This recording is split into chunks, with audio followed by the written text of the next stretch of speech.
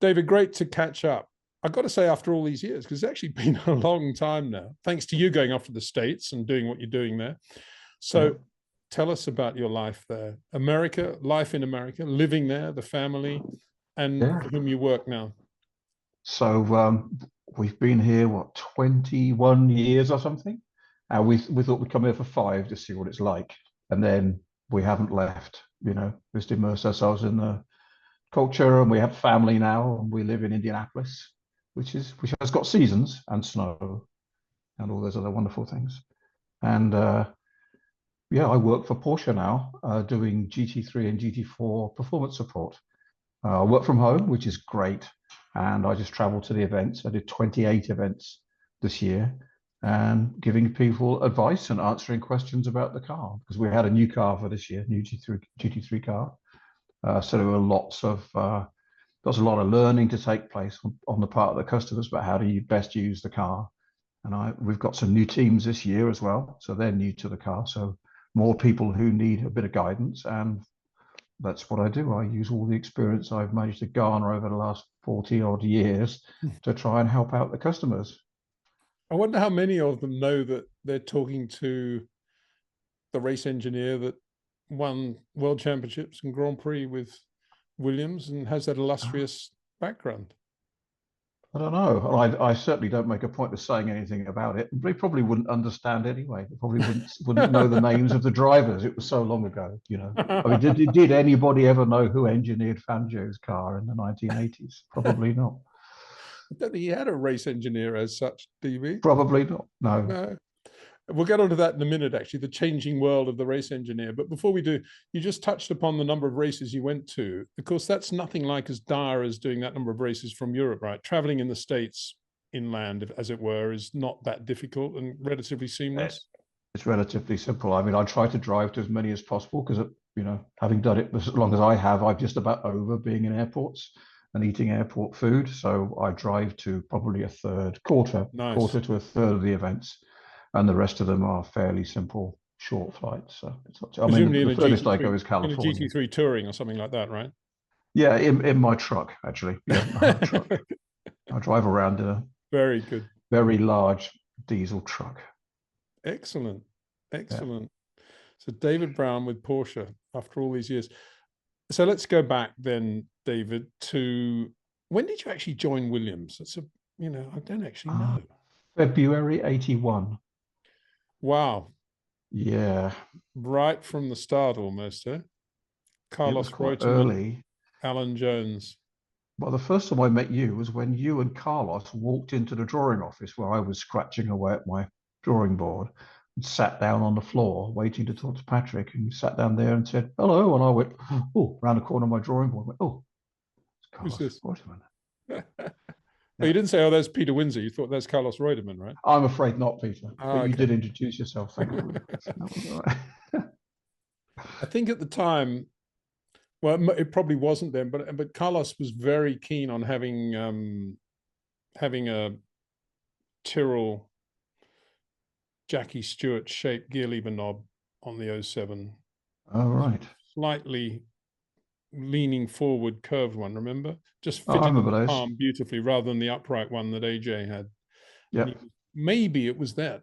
It was maybe after a year of not having that in 1980. I possibly would have been that, wanting to go, where's the drawing office? I need to find a man who'll build this for me. Yeah. Something like that. There weren't many of us. There was Neil Oatley and myself. And I think at that point, John Piper was maybe doing a bit of metro stuff. I'm not quite sure. Probably and Tony Gillard, he used to do 2 or 3 days a week. Yep. And then Frank, Durney and Patrick. And we all used to draw bits.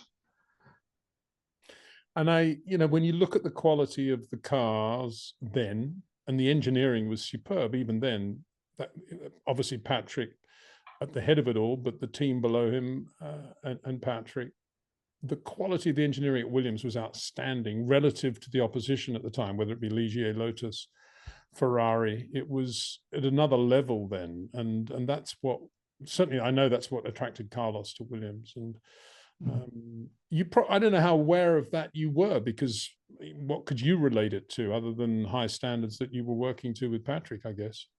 Yeah, that's it. I mean, I spent 15 years there, so I was just straight into the culture. I mean, I know Mm. that quality and thought and responsibility were really big things, and that's what we were driven from above. Patrick set the example, and we followed. When did you start going to races as a race engineer? Uh, my first race was the South African Grand Prix '85, uh, On Nigel's which car, which we probably. won. Yeah. Yes, which had nothing to do with me at all. But I was present and I was making notes. But at that point, Nigel knew what he wanted. He'd come in and say, "Needs a bit more front wing, David." Okay, Ken, a bit more front wing, please. Off we go. It was a bit like that, but it was okay. Did you go to Adelaide that year? Yep. Yeah. And you got the pole, but then Keke won the race. Yeah. The crown wheel failed off the start and knocked a tooth off it.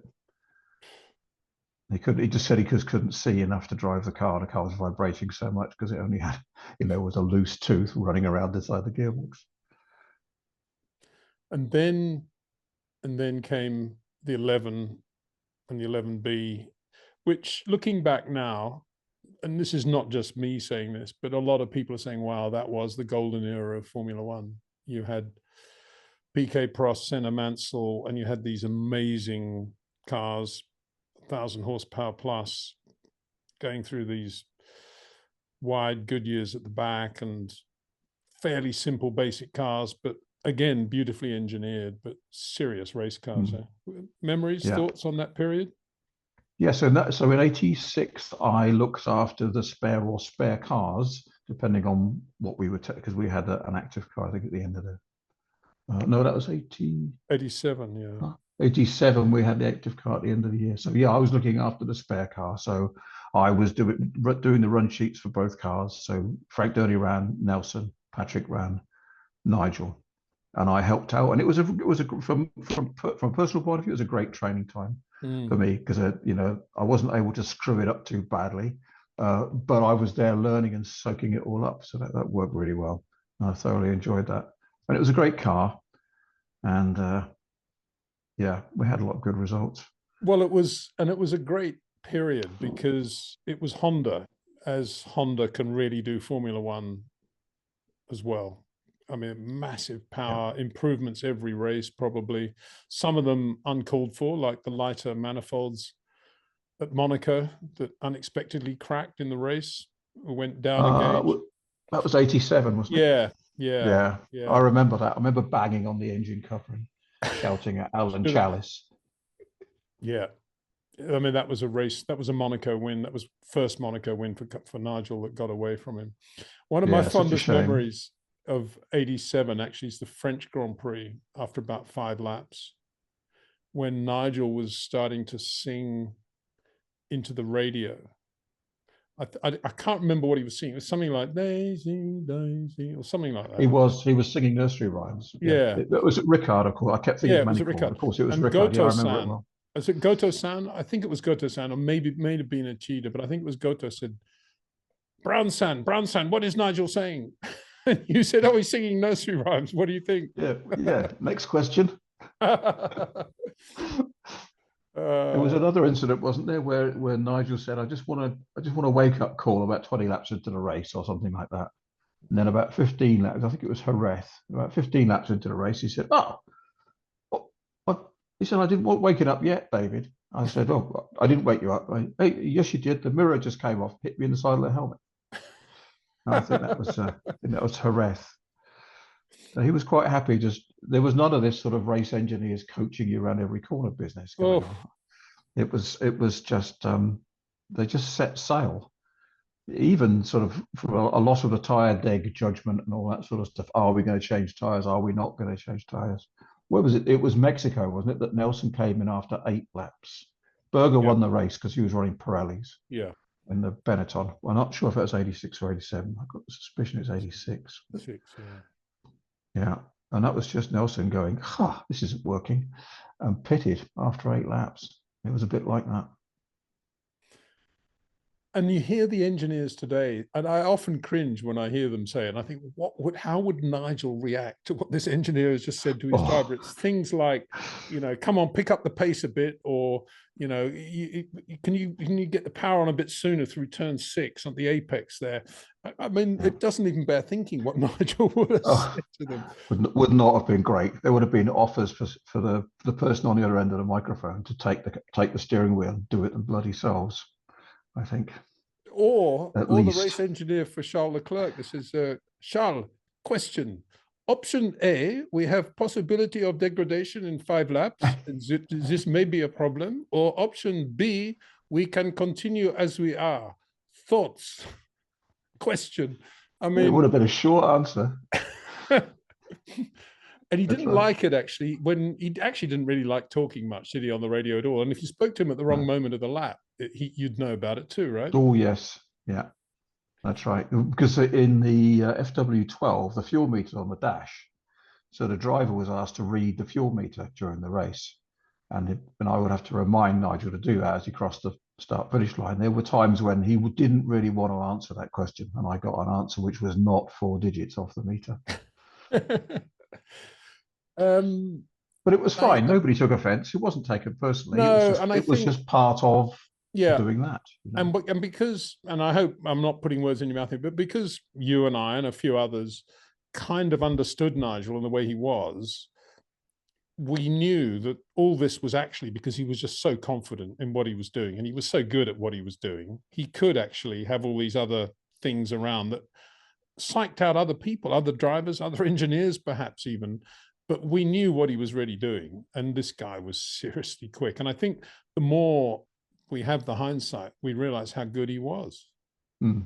Yeah, I think that's true. Yeah, he didn't need babying at all. It would just be a distraction to him. He just wanted to get on with it. Hence the singing, which is Yeah, just a distraction, right? That's all we were doing is diverting your attention away from what you're trying to do against what's going on in your head. yeah. So And can yeah, I also suggest, David, and obviously feel free to disagree, but also he had the sort of what I would call a Michael-like talent, possibly Max today, and for sure Lewis as well, of when he would say something like a bit more front wing or less tire pressure on the left front or whatever it was, something that he just wanted and didn't want to have any discussion about. It was because he knew what he could do with the car, given any shortcomings that he was going to have to drive around. He knew exactly what he needed in order to get the lap done, as yeah, distinct from just describing what the car was doing and sort of, making lots of changes just to try to make it better to drive, right? He knew yeah, precisely what yeah. Nigel Mansell needed to do the lap. I think it's because he was from a generation. It was a bit of an overlap, really. I mean, of that generation of drivers were an overlap from where the driver really engineered the car into where there was so much technology that the technicians and the engineers had to really drive forward the setup. And so he'd come from a generation where, at a time where the driver would have to come in and say, look, I need a softer front, I need a roll bar, and that's it. And not like 4 weeks of discussion about what it's going to do to the roll balance and the angle of the wing and blah, blah, blah, blah. All that was sort of built into the answer. And so, if you wanted a bit more front roll stiffness or less front roll stiffness, then that was probably going to be the right thing. And then, as you say, he would accommodate that and just use it to his advantage. Yeah, and I think that's the punchline, isn't it? He would then go quicker, as distinct from make the car easier to drive. Yeah, Yeah, absolutely. and He that was wasn't the interested in making the car easy to drive at all. no. It's just all about pace, all about winning. And I think, David, also you dovetailed really well with Nigel because you didn't actually say that much, did you? You just got on with it, and you're by nature you're relatively retiring, I think, relatively quiet, and I think Nigel loves that about you. That amidst all the other stuff, maybe the Patrick Head stuff and a lot of other stuff in Formula One, there was a circle of calm around his car. Yeah, I think everybody benefited from that. And it is the right way of doing it, but you need the confidence running in both directions to work like that. Yeah. Once you have the confidence and you have the ability to read between the lines or just exchange 2 words and there be several paragraphs of information in those 2 words, then it worked really well. It's very efficient, quick. You get through a lot of stuff in a practice session or when you're testing. And And you that's get the how it chance to was have with you, tea Nigel. at the end of the pit lane as well. Yeah, and that's exactly how it was with you and Nigel. So let's talk about that, the changing. I mean, the job that you did at Williams probably doesn't exist anymore, right? There are too many other engineers in the garage around the car. No, I think they're probably, well, there's probably a dozen people doing what the race engineers in my day used to do. But I mean, it was very much Patrick's teaching as well, is that you had to understand the whole car. You know, if you're going to stand next to it, David, and talk to the driver about what it's doing and instruct the mechanics as to what to do with it, best you understand what's going on. And so there was a lot of that going on. So not just the vehicle dynamic side of it or the aero side or whatever, but you know, all the systems the race engineer is expected to understand. If you've got a brake issue, David, well, you need to know how the brake system works. You've got a cooling issue, you need to know how that works. All the various different systems of the car, whereas now I believe that there are specialists, innumerable specialists, who deal with one particular aspect of the car, like you've got the left front disc bloke and the guy who does the cooling system, you know, which I can understand because of the complexities, but it just wasn't like that when I was doing it. But it did mean that you were completely involved with everything that went on the car, which I think was much more rewarding and much more interesting. Oh yeah, and you work relatively closely with Honda, right? Yeah, yeah. I mean, they used to in 86, 87, they had a workshop inside the factory, and they used to kit the engines there. And the guys used to live in Slough, commute every now and again. John Alcon would drop a few on the roundabout in Oxford. If you remember that one, they fell out the side of the truck. Yeah, yeah, Johnny Alcon, very much so. Yeah. There's a big thing these days about the track walk on a Thursday. I don't remember you and Nigel religiously doing track walks at every Grand Prix circuit at which you arrived. No, we didn't. We've done a couple, but we used to drive, not walk. And we did one. Nigel had a friend called Charles who used to accompany us. Yes, and we were in Mexico City. Must have been 87. We've got this dodgy old Golf. And Nigel says, well, you drive. So I'm driving around in this Golf. And rule number one of driving a Formula One driver around the track, of course, is not to try and impress the Formula One driver with your prowess behind the wheel, because it's never going to work. And so we go charging off down the road in this Golf, and Charles is in the back and Nigel and I in the front. And we do a lap, nice and gently, because there are people still painting the curbs and putting up fence and stuff like this. And we come out the last corner. He says, I'll tell you what, Dave. He says, you go full throttle. I'll take the steering wheel and don't lift. And I'm like, okay.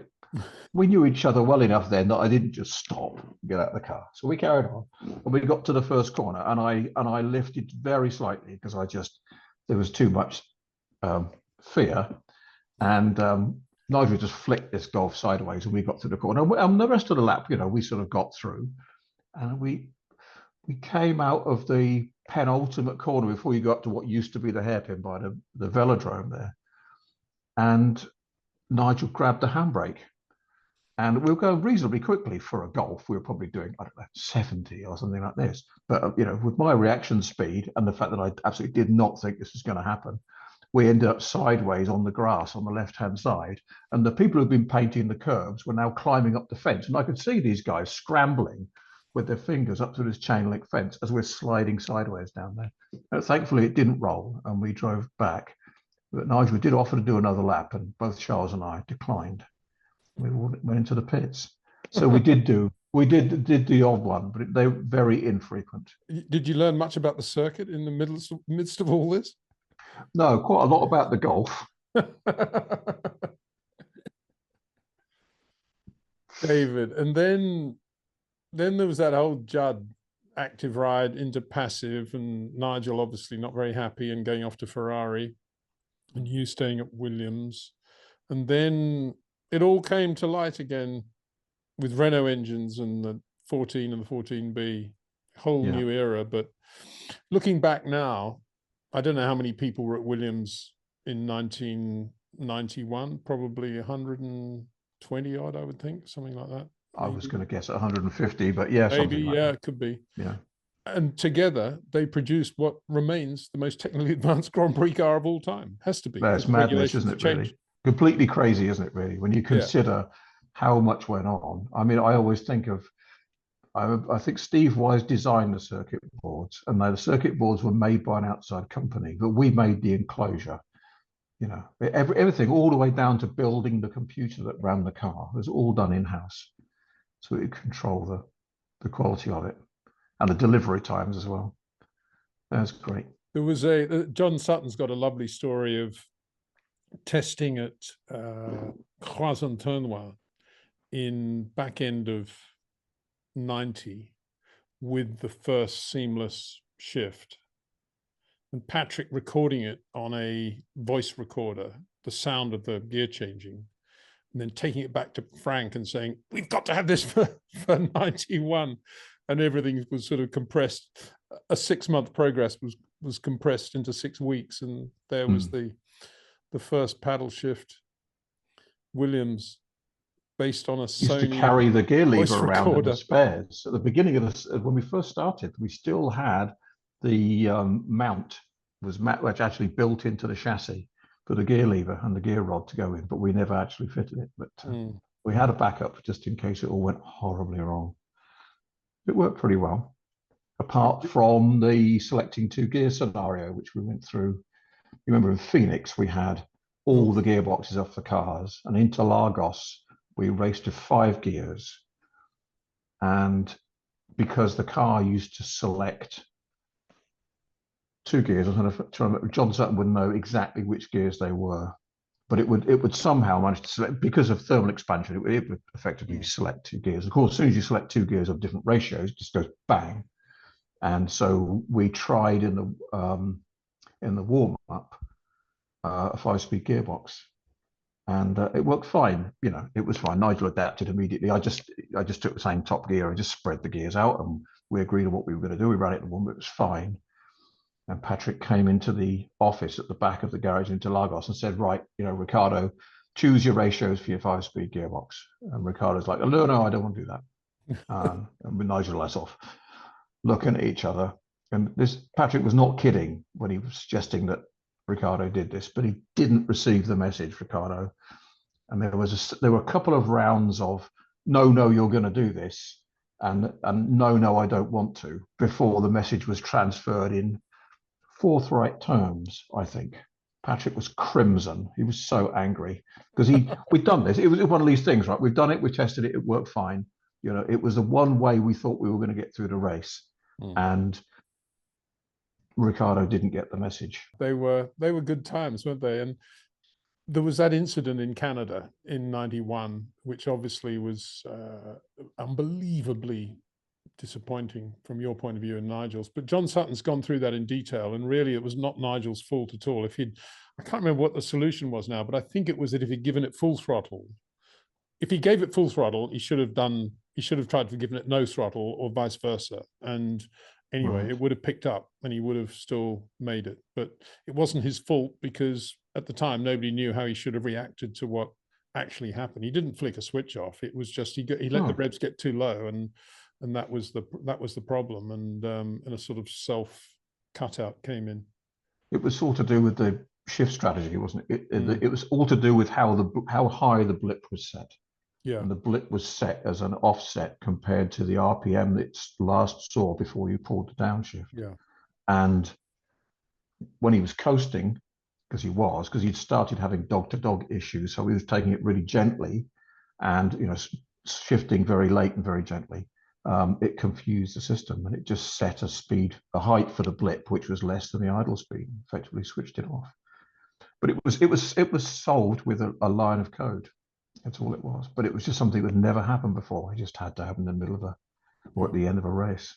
There we are. Unbelievably irritating, but then made up for by some spectacular wins in 92. And that South African Grand Prix was unbelievable, wasn't it? I mean, the margin that Nigel had in that race that he didn't need to use at all, right? Didn't we have a rule that you could only use it for so many laps, because we were concerned about there was that, but Ricardo used it. So Ricardo raced it for the entire race. Yeah, well, he had quite a lot of pressure from Senna, didn't he? And that's why he used it so much. But Nigel never used it. Yeah. No. I mean, again, because Nigel had come from an era where the cars were 50% reliable during the races, and most of it was in the hands of the driver to get it through the race. And he always drove with, one eye on everything that he could look after to try and get the car to the end of the race. Mm. Which puts the lie to the whole business of Nigel being a ham-fisted, over-aggressive driver with not much finesse, right? Yeah, it's just not true. Yeah, I never saw that. And I remember him saying to me several times, I don't know if it was the case with you, was that he didn't really need the traction control because he had it all on his right foot anyway. Well, yes. And he's not far from true, right? I mean, he was. And I think it's probably come on a bit since then. And I work in an environment now where traction control is across all GT cars, but of course it's a different market, right? The people who are driving the GT cars that I work on are not Mansells, Prosts, Sennas, PKs, right? They're just not like that. And so those guys can drive around these things because they have enough finesse, enough feel to see what's going on, but other drivers can't. Silverstone 92, that pole lap and the difference between him and Ricciardo. Yeah, that was quite a good one. We had a bit of an incident in the truck afterwards. Did you hear about that? So I was probably busy getting the hire cars back to the factory so that I wouldn't get an irate Frank Williams saying, why were they 10 minutes late? I think we did a lap and then Nigel wanted to go again. Patrick's like, oh no, you don't need to, you're going to be on pole. And Nigel's like, no, I'm going to go again. I'm sure I can go faster. I just want to go faster. Okay. And we went out and he did go faster, which was great. We walked in, so we're in the truck. There's myself, but there was a certain amount of that going on, right? We're in the truck, and Nigel and I are sitting there, and Ian Harrison is sitting in there, team manager as well. And Ricciardo walks in, and he walked up to Nigel and stood in front of him and said, "Stand up." And I thought, oh my goodness, there's going to be an altercation here, right? So Nigel stood up, and Ricciardo grabbed him by the crutch, and he said, "I just want to feel them." I thought that was pretty bloody funny. It was. But how much of that lap was bravery and how much of it was Nigel's finesse and talent and self-belief? He had huge faith. At that point, he not obviously had a lot of faith in his own ability, but it was separately with the active car, which is, I think, one of the issues that Ricciardo had. He didn't really talk to the driver so much at the limit. And you really had to explore it to get the most out of it. And Nigel just could do it. And Ricciardo at Silverstone just could not get anywhere near him, just because of the faith you had to show in the car. And Nigel was willing to do that. Because there was a certain point on quick corners where there was an exponential amount of downforce if you got through it, right? That's right. If you keep the right heights in the right window, then you just have a better downforce, more speed. Yeah. And that's where it came from. Yeah, he didn't want to lift. In Hungary, hydraulic pump failed on Nigel's car, and then it failed on Ricciardo's car as well. And the failure mode was that eventually the car wouldn't hit the ground because it had packers in it to keep it off the ground, but the fluid would end up in the front, not in the back. So the car would be power boating down the straight. And we were watching that happen. And eventually, the car doesn't work anymore. Funny, I was thinking it was due to the fact that after 3 weeks, the incredible rash on the arms and hands of Jimmy Jock Walter hadn't got any better, and they thought they better change the formula for the fuel. It was nasty. It wasn't as bad as the turbo fuel, though. That was really wicked. The stuff that we used in 86 and 87, really nasty stuff. I remember we used to set the capacity on it's 210 or 220 litres. And Alan Chalice and myself would be beating on the side of the chassis trying to get all the bubbles out of the fuel tank and just putting the plastic balls in so it would hold the maximum amount of fuel. And if you put your hand in, you'd pull it out and it'd be completely white, taking all the oil out of your skin. Oof. Yeah. Doesn't happen today. We have curfews today. We have unbelievable safety controls. We have high-vis jackets. We have everything. Everything's changed. Yeah, it's remarkable, and how much better it all is. Are you saying that? Yeah, right. Yeah. I'm glad you laughed after that, David. Yeah. Times. And then, of course, you did have that 93 season with Prost. Must have been an interesting change from Nigel to Prost. Brilliant drivers, both different in character, different in style, different in everything. Come from a different place. Nigel had been with the team for a long time, so our culture would sort of there was a culture surrounding about how things were done at Williams, and Nigel was part of that culture. And then in walks Alan, who's basically a McLaren driver, and yeah, he had different ways of working, and so we had to adapt. We had to adopt things that he would and talk about things in terms that he would understand, and then we would also there were some things about the way he described what was going on that we needed him to discuss in our terms. And we got there, over the testing period in the first few races. But interesting business. So Prost had been in the John Russell car and Nigel had stayed at Williams in the David Brown car. How would that 93 championship have gone, do you think? Oh, it would have been, it certainly would not have been a triumph of engineering that decided who won the championship, put it that way. If the engineering was going to be, if you see what I mean, it would have been, I don't think it would have been as bad as the Nelson Nigel thing, but it would have turned into something like that. It would have been a bit ugly, I think. It would have been a bit like the Prost Senna thing, actually, wouldn't it? In 88. Yeah, could well have been. Yeah, could well have been. It would have been close. My money is on Nigel, actually. I think he would have done it, but Oh, I think so too. But the thing is, he's got the strength of character to not get over-phased by all the crap that's going on around him. Yeah. So, David, there we are. Anything else we should talk about, you think? I mean, McLaren period for you was a little bit frustrating, I would imagine. Yes, I did 1 year on David's car, but I enjoyed running the 3000 team. That was interesting because I've never done anything that's what like I that. mean. Yeah. That was quite fun actually because I had a phone and I'd gone to some IndyCar races as a guest of Mercedes, and then I'd done some Formula 3000 races as well, and all to sort of find out what we were going to do with it as a junior team, mainly for Nick Heifeld to drive. And I came back from my last trip, 2/3 of the way through the year, and Ron said, "Okay, so what do you think we should do, David?" And I said, "Well, I think we should do IndyCar because I quite fancy doing IndyCar." He said, "Good, let's do Formula 3000." I went, "Oh, okay then." So I sat there for a bit. And Ron, I don't know how much time you spent talking to Ron, but Ron would take phone calls in the middle of a, sort of fairly informal meeting like he and I were having, and he would just take this phone call and smile at you while he was taking the phone call, put the phone down, and carry on having the conversation. So the phone had gone off, and he's having this conversation with somebody else, and I was still sitting there because we hadn't decided what the hell we were going to do. We're just going to go and do Formula 3000. He put the phone down, looked at me, and said, "Well, you're not going to win anything sitting there. Go and do it." And so I picked up the phone and ordered some Formula 3000 cars. I mean, I just had a phone and a desk. Excellent. It was fascinating, just building it from the ground up. Yeah. Great to talk to you and great to catch up. And so pleased that you're doing this phase of your life now. I imagine you're finding it satisfying from an engineering point of view and satisfying from a living in America, enjoying motorsport point of view, correct? I mean, all the bits are coming together.